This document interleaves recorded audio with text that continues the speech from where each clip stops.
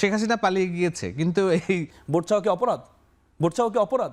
এখানে জামাতের এরা এসে এনআইডি কার্ড চাচ্ছে, এই জন্য আমরা বাধা প্রদান করেছি। আল মামুন রাসেল, আপনার কাছে জানতে চাচ্ছিলাম যে আজকে বিএনপির চেয়ারম্যান তিনি বলেছেন যে বিএনপি দুর্নীতিগ্রস্ত দল হলে তাদের দুজন মন্ত্রী অর্থাৎ জামাতের যে দুজন মন্ত্রী ছিলেন বিএনপি জোটের বা 4 দলীয় জোটের মন্ত্রিসভায়, সেখান থেকে কেন বের হয়ে গেলেন না? তিনি আজকে জামাতকে এই প্রশ্ন রেখেছেন একটি নির্বাচনী জনসভায়। জি, ধন্যবাদ রাকিব ভাই। আমি এটা আসি, তার আগে শাহিদ ভাই দুইটা বিষয় নিয়ে একটু আসি। যেমন শাহিদ ভাই বলল যে এই বাধা দিয়েছে, মিরপুরে যে বাধা দিয়েছে, হ্যাঁ, সেখানে সাধারণ লোকজন বাধা দিয়েছে। দেখেন, আমাদের নির্বাচনের একটা আমেজ, আপনি যখন সাধারণ মানুষের বাসায় যাবেন, সাধারণ মানুষ খুব আনন্দ সহকারে, কারণ একটা আমেজে পরিণত হয়েছে। আপনি কারো বাসায় নক দিবেন, সে খুব এনজয় করে মানুষকে গ্রহণ করে নেয়।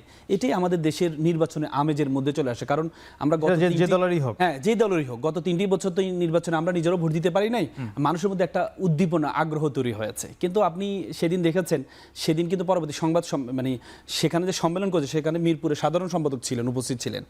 তিনি নিজেই বলেছেন যে এখানে কোন দলের এই বিএনপির সাধারণ সম্পাদক সেখানে উপস্থিত ছিলেন, এবং তিনি নিজে বলেছেন যে এখানে জামাতের এরা এসে এনআইডি কার্ড চাচ্ছে, এই জন্য আমরা বাধা প্রদান করেছি।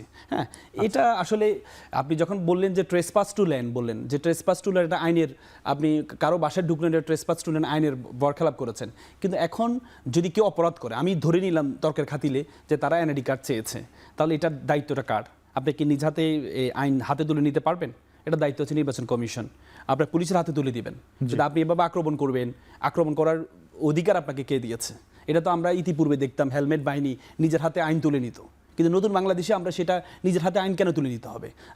আপনি এইতে দেখেছেন, ভোলাতে দেখেছেন, কান কেটে ফেলেছে একজন মহিলার, কান কেটে ফেলেছেন। মানে এগুলো কেন? এগুলো তো আমরা আশা করতে পারি না। আপনার পাপি আপার মতো ব্যক্তি বললো যে ছাত্রী সংস্থার কেউ যদি ভোট চাইতে আসেন 999 কল করবে, মানে কি? ভোট চাওয়া কি অপরাধ? ভোট চাওয়া কি অপরাধ?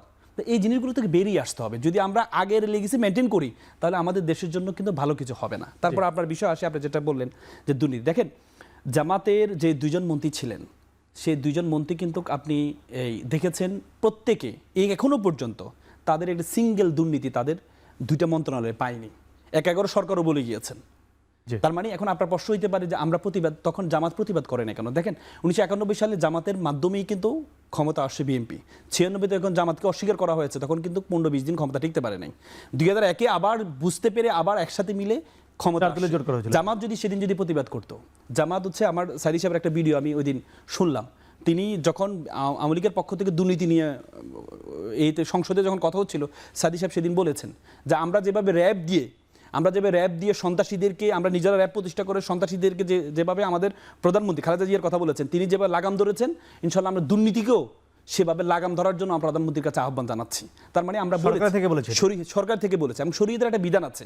আপনি যদি কোথাও অপরাধ দেখেন, প্রথমে আপনার দায়িত্ব হবে হাত দিয়ে বাধা দেওয়া। যদি আপনি হাত দিয়ে বাধা না দিতে পারেন, তাহলে আপনার দায়িত্ব হবে আপনি মুখ দিয়ে প্রতিবাদ করা। যদি মুখ দিয়ে প্রতিবাদ করতে না পারেন, তাহলে আপনার কাজ হবে অন্তর দিয়ে ঘৃণা করা। ঘৃণা করা মানে আমি সেটি করব না। জামাত মুখ দিয়ে বলার চেষ্টা, হাত দিয়ে বাধা দিতে পারে নাই, কারণ মাত্র 2টা মন্ত্রণালয়, মাত্র 18 জন এমপি পারে নাই, কিন্তু মুখ দিয়ে বলেছে এবং হাত দিয়ে বাধা প্রদান করছে। এখন কথা হচ্ছে, এটা কেন আসছে, এতদিন পরে কেন আসছে? আপনি যখন সেই 17-18 বছর যে এর কাসুন্দিটা আপনি এখন নিয়ে আসলেন, আপনি বারবার বলছেন যে 71, আপনি তারেক রহমান সাহেব 2013 সালে আমার একটা আছে, ওনার একটা বক্তব্য বলেছেন যে আমাদের পূর্বপুরুষরা অতীত নিয়ে ঘাটতে ঘাটতে অনেক ক্ষতি করেছে, আমরা অতীতের দিকে ফেরত যেতে চাই না, ফেরত যেতে চাই না। অথচ এবং মির্জা ফখরুল ইসলাম সাহেব বলেছেন, আমরা যাদেরকে এমপি মন্ত্রী বানিয়েছি, এমপি বানিয়েছে, তাদের কারো বিরুদ্ধে নট এ সিঙ্গেল 71-এর কোনো ধরনের এলিগেশন নেই। তার মানে এটা যে নতুন করে আপনি নিয়ে আসলেন, আপনি যখন নির্বাচনের প্রথম প্রচারণার দিন আপনি যখন 71 নিয়ে আসলেন, গুপ্ত নিয়ে আসলেন, আপনি যখন সেই ওবায়দুল কাদেরের মতো, ওবায়দুল কাদের বলেছেন ধাক্কা মেরে জামাত শিবির ধাক্কা মেরে রানা প্লাজা ফেলে দিয়েছেন, আর আপনি বলছেন ভূমিকম্প আসছে কিসের জন্য? জামাত শিবিরের শিরকির জন্য। আপনি যখন এইসব বিষয় নিয়ে আসলেন, এই পুরাতন কাসুন্দি 17-18 বছর শেখ হাসিনা যে কাসুন্দি টেনে নিয়ে এসে আমাদের দেশকে বিভক্ত করেছে, সেই জিনিসটা আপনি যখন নিয়ে আসেন, তখন এই বিষয়গুলো কিন্তু সামনে আসে। একদম মানে প্রশ্ন ছিল যে দুর্নীতির কথা যেহেতু তারেক রহমান বলেছেন, তাহলে মানে জামাতের বিরুদ্ধেও মুক্তিযুদ্ধের অভিযোগও আবার বিএনপি করছে, তাহলে তাদের সঙ্গে আবার বিএনপি কেন ছিল? আমি যদি তার কথা শেষ ধরতে পারি। দেখুন, এটা খুব দুর্ভাগ্য আমাদের যে বিএনপির জামাতের সাথে প্রতিপক্ষ মেনে রাজনীতি করতে হচ্ছে আর কি। হ্যাঁ, এর চেয়ে বড় দুর্দিন আর বিএনপির সামনে অতীতে কবে এসেছিল, ভবিষ্যতে কবে? দুর্দিনের মেয়াদটা দীর্ঘদিন ছিল না, সেটাই সেটাই জামাতের মধ্যে একটি দলকে প্রতিপক্ষ মেনে রাজনীতি করতে হচ্ছে, এবং তারা এমনভাবে কথা বলছে যে এই কথাগুলো শেখ হাসিনা বলতো। শেখ হাসিনা এবং আওয়ামী লীগের যে বয়ান, শেখ হাসিনা পালিয়ে গিয়েছে কিন্তু এই বয়ান পালায় নাই।